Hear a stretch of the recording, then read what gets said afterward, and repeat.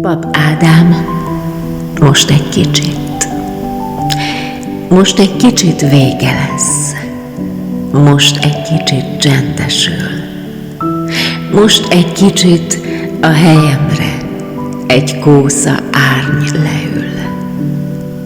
Most egy kicsit megpihen, most egy kicsit semmi sem. Most egy kicsit elvonulok, feltölteni a lelkemet. Most egy kicsit könnyezem, most egy kicsit nem hiszek. Most egy kicsit máshogyan érzek, s úgy megyek. Most egy kicsit búcsúzom, és mégis rátok mosolygom. Most egy kicsit néma lesz, de felzeng újra.